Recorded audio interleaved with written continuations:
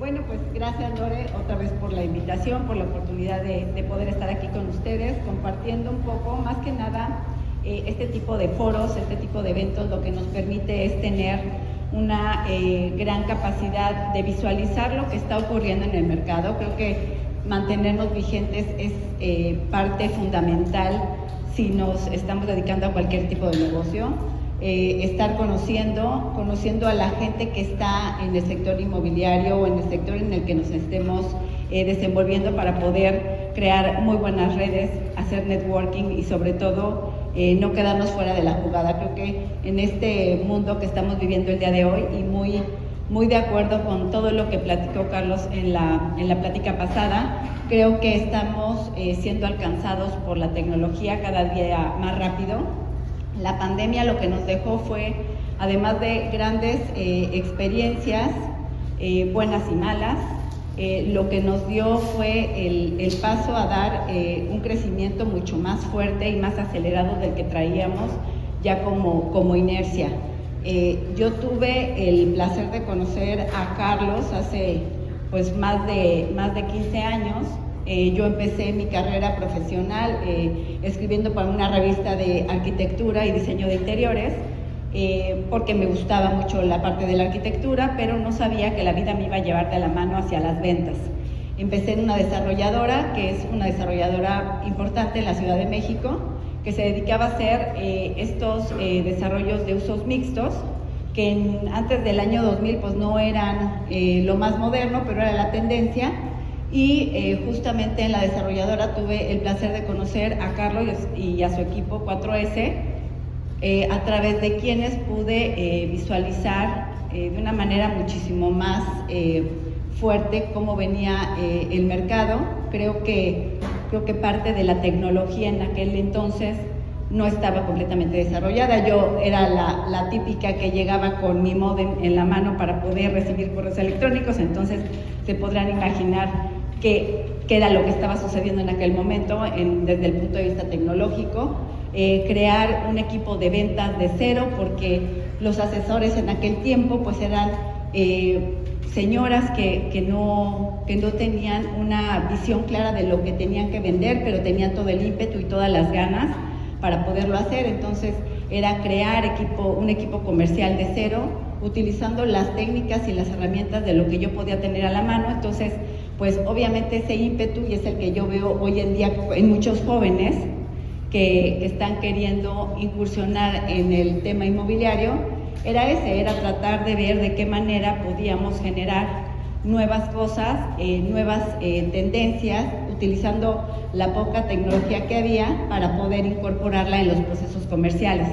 Y así fue como fui creciendo en esta empresa. Duré 13 años, casi 14 años, yendo de diferentes posiciones. Primero estuve en marketing, luego en ventas, administración de ventas, dirección comercial, hasta llegar a una dirección general adjunta, en donde pude visualizar el tema que les voy a platicar el día de hoy. Creo que gran parte de lo que nutre el desarrollo inmobiliario, hablando en el tema inmobiliario específicamente, es el capital, que es la parte fundamental de lo que pudiera ayudarnos a hacer crecer un negocio. Pero una de las partes más importantes es, primero, conocer la base de nuestro producto y de lo que nosotros estamos haciendo, para que nosotros entonces sepamos cómo hacer este famoso levantamiento de capital, que de pronto todo el mundo se acerca y nos dice en la empresa, que después de salir de Deptos fundé una empresa que se llama Experta Capital, en la cual me dediqué a dar consultoría de desarrollo inmobiliario. Precisamente nuestros clientes llegan a preguntarnos constantemente qué es lo que ustedes hacen para poder levantar capital, qué es lo que yo necesito para poder tener este capital y dar el siguiente paso al crecimiento en mi empresa sin depender de las ventas. Entonces, pues más que nada es primero conocer las bases de qué está hecho el desarrollo inmobiliario, para que entonces nosotros sepamos cuáles son los pasos que van a continuación. Me parece interesante que hoy en día, con tantas situaciones que pasan en las redes y con tanta información que hay, de alguna manera me parece, no quiero darle un adjetivo, pero a veces es un poco irresponsable decir que se hacen desarrollos sin dinero. Realmente eso no puede existir. Siempre debe de haber una base fundamental para poder partir. Si aunque nos regalen o nos hereden o nos aporten un terreno, ese terreno siempre tiene un valor del cual parte tu modelo financiero para poder ir avanzando y empezar a hacer los cálculos correctos para saber si va a haber una rentabilidad correcta del proyecto. Mi equipo, aquí está. Gracias. Entonces, bueno, lo que me encantaría que nosotros conozcamos y sepamos es cuáles son las etapas que tiene un desarrollo inmobiliario para que tengamos una base correcta de cómo saber y cómo partir. Entonces, el desarrollo inmobiliario, tal cual, hablemos desde que vamos a hacer un pequeño clúster de casitas, a lo mejor un pequeño edificio de departamentos, o en una calle hacemos unos 4 o 5 locales comerciales. Lo que sea un desarrollo inmobiliario lo podemos considerar a partir de que son 2 unidades hacia arriba. Una unidad obviamente es una casa, podría ser unifamiliar, un lote comercial se podría convertir en un local comercial. Entonces, a partir de 2 unidades ya se pudiera considerar como un desarrollo inmobiliario ya más complementado, ¿no? La primera fase es la conceptualización del proyecto, que es esta gran idea que a todos de pronto nos surge, que decimos, oye, ¿por qué no en tal terreno yo pudiera hacer este desarrollo? O bien me gustaría o mi deseo es hacer un desarrollo que tuviera a lo mejor 4 o 5 unidades que yo probablemente pueda rentar para un tema vacacional, Airbnb. Ahorita hay una transformación importantísima en el tema del desarrollo inmobiliario a partir de todo lo que sucedió en la pandemia y lo que platicaba, por eso visualizar cuáles son las tendencias tecnológicas y hacia dónde vamos.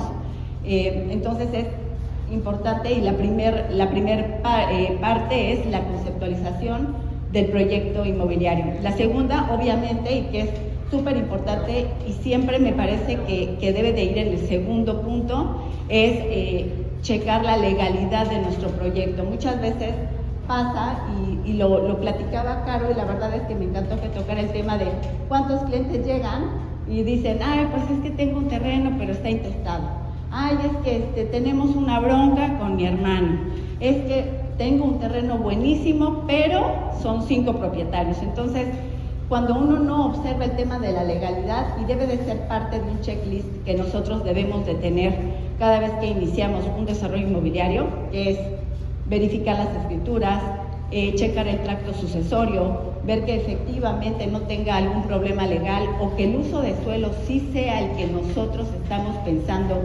que tiene, y después verifiquemos con la zonificación de acuerdo a la parte que nosotros encontramos en las delegaciones. Si no verificamos esa parte legal, pues definitivamente estamos varios pasos hacia atrás, ¿no? ¿Cuántas veces, sobre todo en la Ciudad de México, vemos proyectos que ya empezaron, que probablemente un amigo del desarrollador le dijo, oye, no te preocupes, tienes un uso de suelo que puedes hacer 5 pisos, pero yo te voy a ayudar con un amigo en la delegación y vamos a lograr 25 pisos, ¿no? Y entonces ya se avientan el proyecto, el desarrollo, los planos, hacen sus proyecciones financieras, pero finalmente a la hora de empezar a tener los permisos de construcción, pues no están obteniendo los permisos porque el tema de legalidad no tuvo un check, ¿no? Entonces es importantísimo poder analizar el desarrollo inmobiliario a partir de su legalidad. La tercera parte, y que creo que es muy interesante en este foro y que es parte de lo que estuve platicando con Lore, que es una inquietud grande en todos ustedes, en este público que viene a aprender y a conocer y también a compartir, es el tema financiero. Sin duda, yo lo viví y lo he visto, hay muchos desarrolladores que creen que teniendo un buen arquitecto y a lo mejor un capital atrás inicial, un capital semilla y una buena idea, pueden valerse de un contador o de a lo mejor alguien que sabe un poco de números para hacer la planeación financiera. Pero es tan importante el elemento, la persona financiera, como el constructor, como el comercializador. O sea, cada una de las ramas que conforman el desarrollo inmobiliario tiene estas vértices, y dentro de un equipo una constructora, una desarrolladora, debemos de tener profesionales especialistas en cada una de las áreas de las cuales parte el desarrollo. Entonces, es muy importante que tengamos a una persona que sea verdaderamente experta en el tema financiero, que sepa cómo analizar el punto de vista y hacer un modelaje financiero para poder calcular en qué momento va a llegar el retorno de nuestra inversión y en qué momento va a llegar el rendimiento, que son dos puntos completamente diferentes, los voy a explicar un poquito más adelante, pero sin esa visión financiera, sin esa preparación, estamos un poco desnudos ante este proyecto, ¿no? O sea, realmente lo que es muy importante es tratar de cubrir todas las aristas, protegernos, porque en el momento en el que nosotros nos volteamos a pedir capital, obviamente cualquier persona, si sea nuestro papá que nos va a prestar el capital semilla, o vamos a ir con cualquier inversionista de la primera etapa que es el Friends and Family, siempre nos van a pedir y a preguntar ¿cuándo me vas a devolver mi dinero? ¿Cómo me lo vas a devolver? ¿O me vas a dar unidades a cambio? ¿Cuánto es lo que van a valer estas unidades? A mí, ¿por qué me conviene prestarte o darte o invertir contigo si yo puedo voltearme e irme a cualquier otro instrumento financiero y me da tanto por ciento, ¿no? Entonces, es una parte fundamental el modelaje financiero y la persona que se encargue de hacerlo. La cuarta parte del desarrollo inmobiliario, pues obviamente es la compra o el aseguramiento de la propiedad o el terreno en donde vamos a desarrollar. Y después viene otra parte importantísima que sin ellos pues no podríamos estar aquí, y un poco platicando de la pregunta que hicieron en el foro de Carlos, son los arquitectos, es la parte arquitectónica. Sin duda, la inteligencia artificial y todas las herramientas que no son de ahorita, que vienen desde hace mucho tiempo, que son que sustituyeron ya desde hace muchos años, más de 20 años, el dibujo arquitectónico, que son las herramientas como AutoCAD y Revit y todas estas herramientas que hacen antes hacían todos los dibujos para poder visualizar lo que hoy conocemos como un render. Pues aunque con anterioridad esto se veía que nos iba a alcanzar el futuro y que los arquitectos iban a ser obsoletos, de ninguna manera va a desaparecer la profesión, se va a ir transformando, pero si no hay una mente atrás que dirija estas herramientas, pues no va a haber manera que se puedan sustituir. Y bien lo dijo Carlos, tiene que haber alguien experto para poderlo manejar y para poder hacer muy eficientes los usos de las herramientas de inteligencia artificial. Entonces, abonando un poco a la pregunta que hicieron por acá, no me acuerdo, era un chico que estaba preguntando acerca de la profesión de la arquitectura. Pues obviamente sí es una herramienta súper buena el tema de la inteligencia artificial, pero se tiene que tener un profesional atrás para que la sepa utilizar. Entonces, el layout o el proyecto es importantísimo. Sin un buen proyecto, definitivamente lo hemos visto, hay grandes lugares ubicadas en grandes localizaciones, pero con proyectos obsoletos. Hay ejemplos muy claros de lo que un mal proyecto arquitectónico puede hacer en pro o en contra de un proyecto inmobiliario. Hay un centro comercial que pues me gusta platicarlo porque es muy sencilla la manera de explicar qué fue lo que sucedió. Hay un proyecto en la zona de Lomas Verdes, en la Ciudad de México, en el Estado de México, que tenía todo, tenía absolutamente todo. Tenía el capital atrás, tenía la ubicación, la legalidad, pero lo que le falló fue el proyecto arquitectónico. Era un centro comercial que está erigido de una manera profunda, excavada hacia abajo de la tierra, como unos 5 pisos, pero la manera de resolverlo fue a través de una escalera como circular, la cual te obligaba, viéndolo desde el punto de vista comercial, podía sonar bonito, podía sonar atractivo, que tenía que recorrer el visitante, el desarrollo, todo de manera circular, como un tipo Museo Guggenheim, hacia arriba. Lo que sucedió fue que comercialmente pues no funcionó, y en un par de años empezó a decaer las rentas, que obviamente en el tema comercial, un centro comercial empieza con rentas de 1 hasta 5 años, pues en el segundo año empezó a decaer, y para el año número 5 pues todos los locales comerciales ya habían cambiado y obviamente no se estaba rentando otra vez, y hoy en día es un edificio que se dedica a la renta de consultorios, oficinas, le tuvieron que poner escaleras eléctricas, elevadores al interior. Entonces, ese es un buen ejemplo de lo que puedes tener todo, pero si no hay un proyecto arquitectónico correcto, también puedes darle, digamos, en la torre a un proyecto inmobiliario.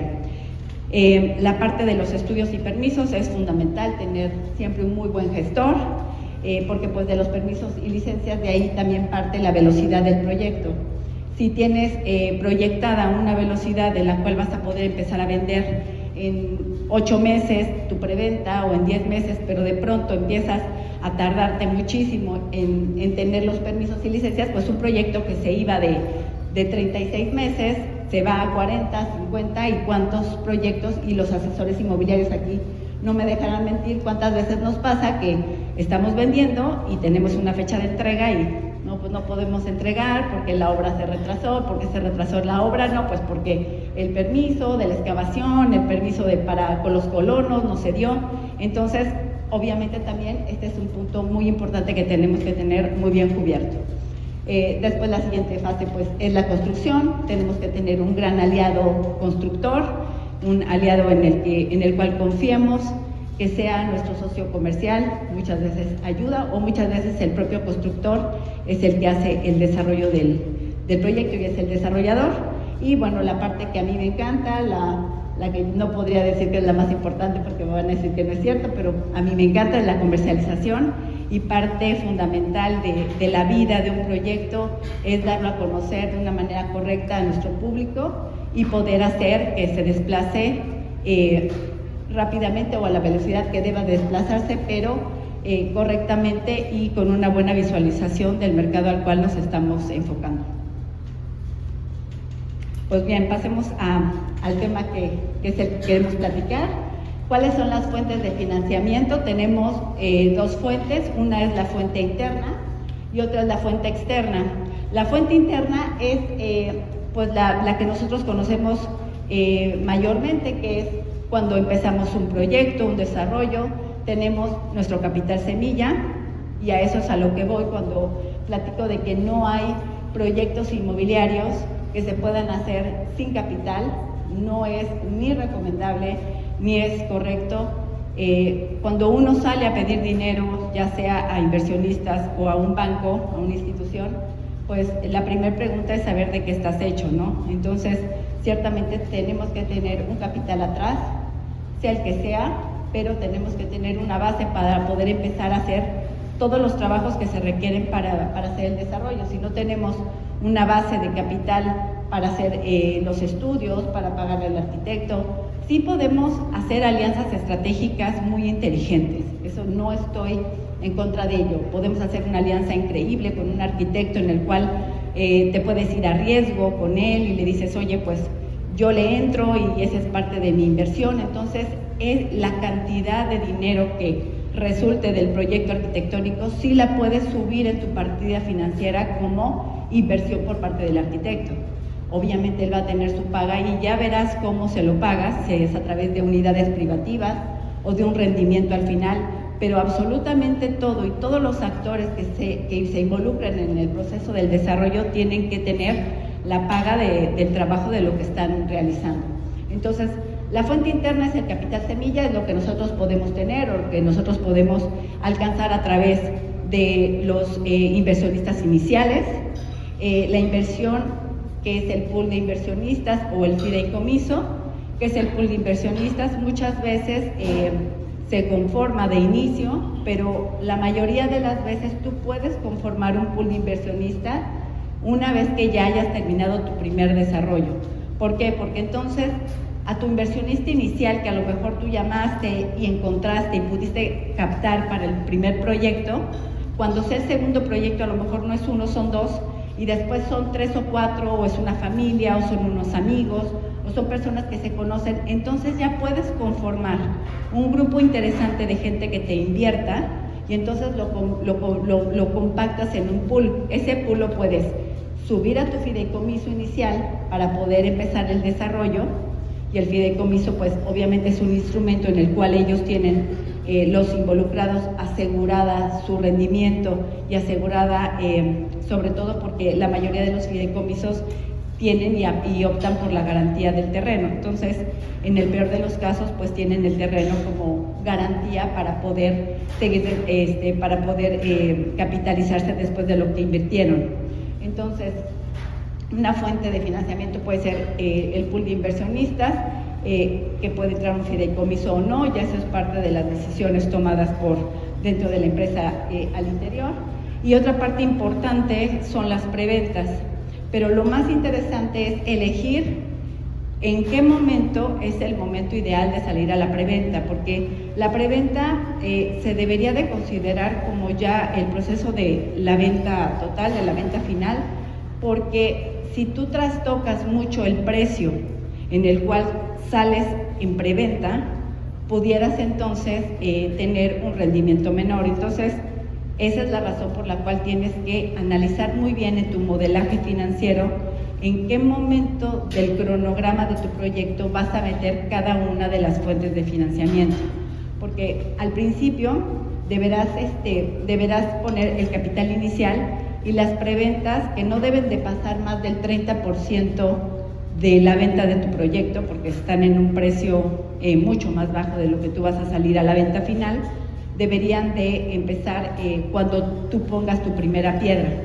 Y de ahí parte la preventa para poder hacer un juego dentro del cronograma, para poder ir calculando las ventas de acuerdo a cómo va a ir avanzando la obra. De tal manera que cuando tú llegues a un cierto punto, que es cuando ya puede el cliente adquirir con crédito hipotecario, entonces ya llegará a ese punto en el que termina tu momento de preventa, llegan las ventas que ya tienen un precio mucho mejor, mucho más alto, y entonces se pueden ir ya capitalizando con un enganche, y lo demás va a venir con el crédito hipotecario.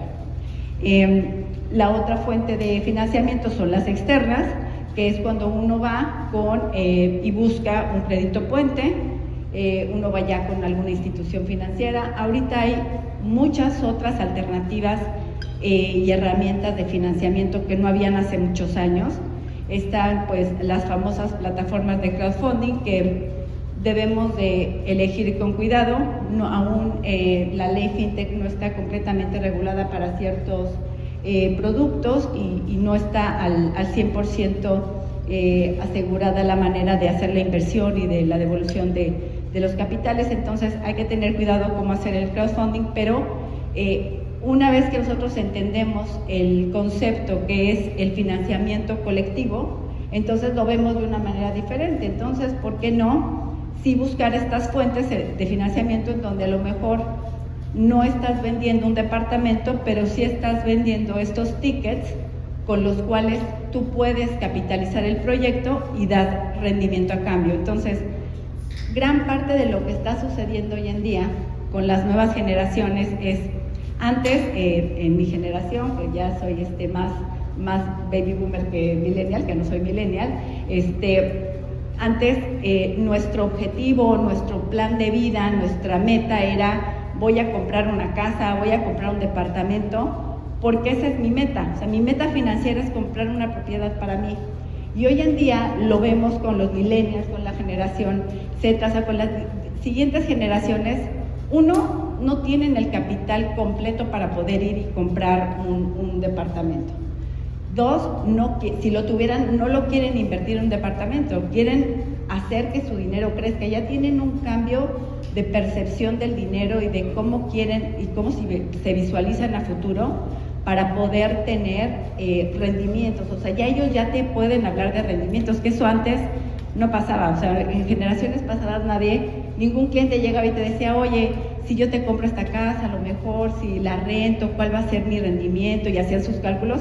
Eran muy pocos. Hoy en día ya cada vez más los clientes están más profesionalizados. Yo creo que algo también de lo que platicaba Caro era eso, o sea, la gente cada vez sabe más, y todo es a través de las investigaciones que tienen a través de las redes. O sea, cada día podemos conocer más los precios por metro cuadrado, podemos conocer mucho más cuáles son los instrumentos y herramientas de inversión que te pueden dar rendimiento. Entonces, antes no se escuchaba, hoy sí.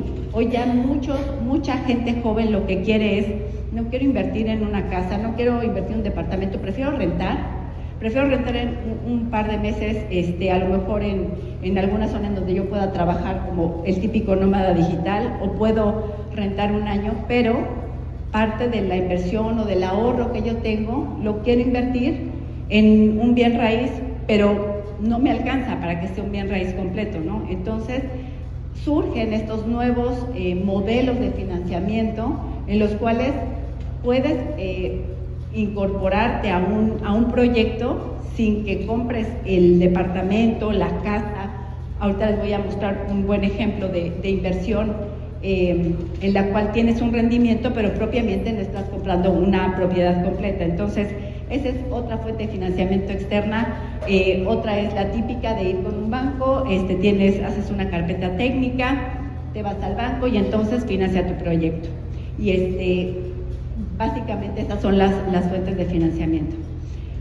Para nosotros poder saber cómo ir y buscar y pedir dinero y hacerte de fuentes de financiamiento alternativas, tenemos que conocer los tipos de inversionistas. Entonces, tenemos 3 tipos de inversionistas. Me gusta mucho esta imagen para que podamos entender un poco. Una vez que los identificamos, que perfilamos exactamente qué tipo de inversionista vamos a tener, vamos a poder saber qué tipo de producto le vamos a ofrecer. Tenemos los inversionistas que son los conservadores o patrimoniales, que son aquellos que dicen, yo ahorita quiero invertir en un departamento para que me dé rentas, o antes se veía mucho en un edificio que tenga 5 departamentos y se los voy a dar a mis hijos en el futuro, o voy a vivir de las rentas. Ese es el inversionista conservador y muy patrimonial. Es muy conservador porque se va a la segura, se va por una propiedad, no está teniendo mucho riesgo, hay un rango de riesgo, pero muchos inclusive ni siquiera se meten en preventa, se meten ya a productos finales, y ese es el perfil. Entonces, sabiéndolo entender y sabiéndolo leer, sabemos qué tipo de inversión le vamos a ofrecer. El segundo es el inversionista moderado, que es aquel que sí entra un poco más al riesgo, entonces ya le gusta invertir en preventa, le gusta invertir en otro tipo de instrumentos, ya tiene una flexibilidad mayor, y obviamente entre más riesgo, mucho mayor es la ganancia que se tiene a cambio.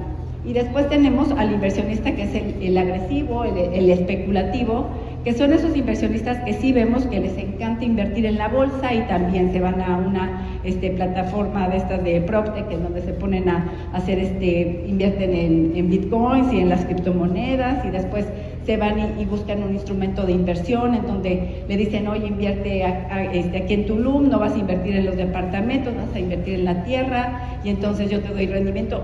Ese es el inversionista especulativo, el que le gusta mucho el riesgo, pero que también sabe que si aguanta, si tiene un poco el estómago, el hígado para soportar un poco las idas y venidas, las subidas y bajadas, va a poder tener un mayor rendimiento. Entonces, entendiendo los 3 tipos de inversionistas, más o menos a grosso modo que existen, porque hay muchos más tipos de inversionistas, podremos saber qué es lo que nosotros podemos ofrecer y cómo alcanzar estas fuentes alternativas de financiamiento para nuestros proyectos inmobiliarios. Los puntos claves en una estructura de capital y que van de la mano con el levantamiento de capital son la TIR, que tenemos que saber cuál es la TIR de nuestro proyecto, que es la tasa interna de retorno, y es una de las partes fundamentales por las cuales nosotros tenemos que ver, visualizar y estar tomándole la medida constantemente.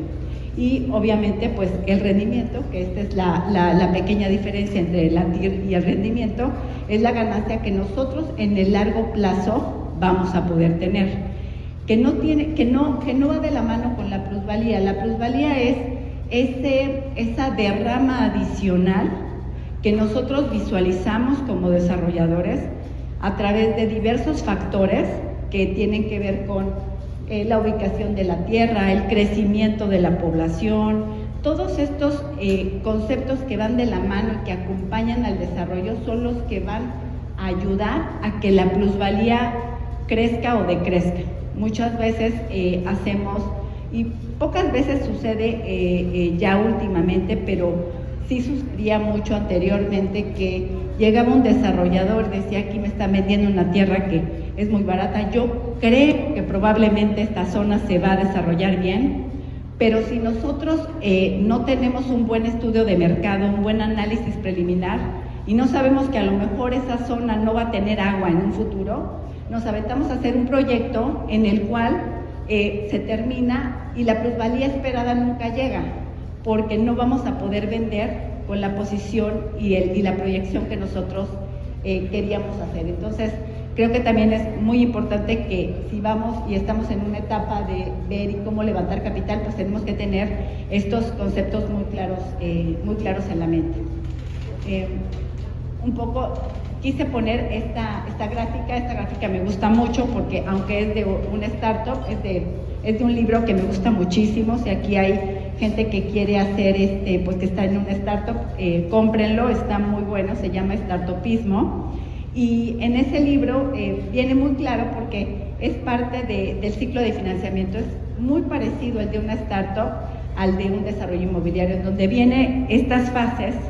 Desde una etapa temprana viene la etapa presemilla, luego viene la etapa postsemilla, que es a lo mejor donde dice Serie A, es en donde vienen nuestros primeros inversionistas, los que son los Friends and Family, que empiezan a darnos este capital para poder seguir adelante.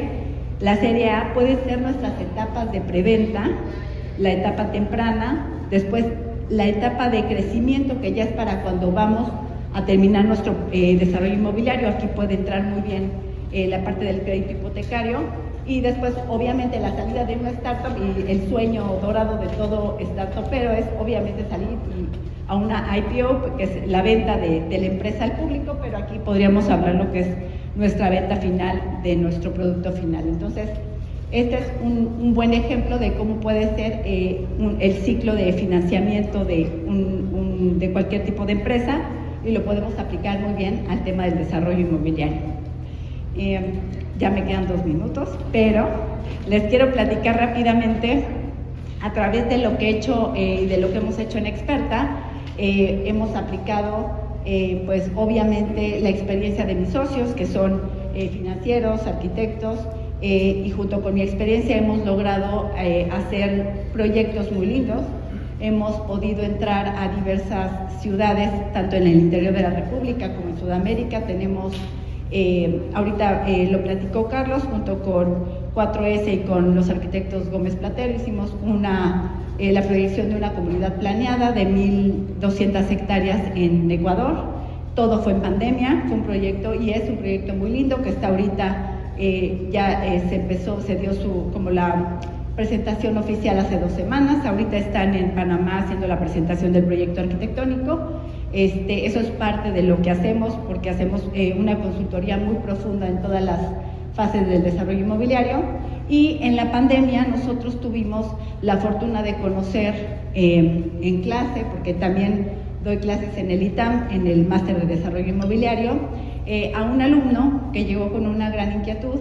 Ellos son de Oaxaca, es una empresa que se dedica al tema bursátil, y hacían todas sus inversiones bursátiles, pero ellos tenían la necesidad de aterrizar el tema bursátil en temas mucho más seguros, porque obviamente había demasiada volatilidad. Entonces nos dijeron, ¿cómo le hacemos para poder capitalizar proyectos inmobiliarios que sigan dando rendimiento y crear y generar riqueza a través de lo que nosotros tenemos? Lo que ellos tenían era tierra en la ciudad de Oaxaca, y con los productos que ellos conocían, que es la siembra de maguey para la producción de mezcal. Entonces hicimos un acompañamiento junto con ellos. La empresa se llama CBI Multiassets, esa es la empresa paraguas, y a través de esa empresa logramos hacer varias microempresas que hacen diferentes tipos de levantamiento de capital para diferentes productos. El producto más exitoso el día de hoy, obviamente porque la venta del mezcal es muy buena, es un producto muy atractivo y cada día tiene un mayor valor, es Maguey Token, es un agronegocio. Nosotros lo que hicimos fue conjuntar el algoritmo financiero para poder hacer que nuestros inversionistas puedan invertir en tierra con el futuro de la producción del mezcal. Entonces nosotros levantamos inversión a través de pequeñas inversionistas que pueden empezar a partir de 45,000 pesos, y lo que hacemos es darles el rendimiento cuando termina el crecimiento de la planta y obviamente la producción del mezcal, que es en un periodo de 5 años. Obviamente los inversionistas, de acuerdo a la etapa en donde entran, mayor rendimiento tendrán al final y se pueden ir incorporando dentro del proceso de 5 años de cada macrolotes que nosotros estamos desarrollando, pues pueden ir teniendo un ingreso muy versátil de acuerdo al momento en el que entran a la inversión. Esta es una foto del rancho que hay allá. Se produce a las afueras de Oaxaca, pero ya tenemos un rancho cerca de Oaxaca, muy cerca, para poder llevar a los inversionistas que conozcan el proceso de la siembra y sobre todo que conozcan al grupo en donde están invirtiendo. Entonces, este es un muy buen ejemplo de lo que se puede hacer para poder captar inversionistas, pero sobre todo para que ellos aseguren la tranquilidad de cómo está invertido su dinero. Más o menos este es el proceso que nosotros estuvimos generando, que es obviamente tener la legalidad de la inversión mediante un expediente legal. La inversión, hay algunas que empiezan a partir de los 45,000 pesos, pero la más conveniente es a partir de 370,000 pesos. Se hace la siembra de las 2,400 plantas, que es lo que corresponde a la inversión de 370,000 pesos. Y obviamente nosotros aseguramos la venta, aseguramos la tierra, aseguramos la producción, porque vamos de la mano junto con varios seguros que, aunque son seguros caros, no importa, porque estamos teniendo todos una tranquilidad de cualquier situación que pudiera pasar con la siembra, con la cosecha y con la producción del mezcal. Y pues obviamente el porcentaje de rendimiento es súper atractivo, porque con la inversión de 370,000 pesos, pues se puede tener hasta 1,163,000 pesos de ganancia en 5 años. Hace 2 meses y medio dimos la primer rendimiento total a nuestros inversionistas que entraron en la primera etapa, porque ya tenían ellos previamente ya configurada la primera siembra. Entonces ellos entraron en una etapa de 3 años, pero ya dentro de 2 años se van a empezar a devolver el rendimiento a todos los inversionistas que han ido entrando durante este periodo de tiempo. Entonces, ese es un ejemplo de lo que se puede hacer haciendo una buena investigación, de acuerdo a lo que el público está ahorita buscando, que son inversiones, tickets más pequeños para poder tener rendimientos sin tener que comprar una propiedad, complementados con diferentes instrumentos financieros para poder hacer levantamiento de capital de cualquier tipo de proyecto que nosotros visualicemos. Aquí, bueno, está un poco cuáles son los generales de lo que nosotros hacemos, y por aquí viene la estructura del producto de inversión, que pues es la estructura legal, la contable y fiscal, la estructura financiera, la de prevención de riesgos y obviamente la estructura biológico-agropecuaria, que es súper importante. Sin los ingenieros agrónomos no hubiéramos podido hacer todos los cálculos que hicimos de manera inicial. Fue parte del equipo de formación. Los socios, 2 de ellos son ingenieros agrónomos y los otros 3 son matemáticos y financieros. Entonces es un buen complemento y pues obviamente todos formamos un gran equipo.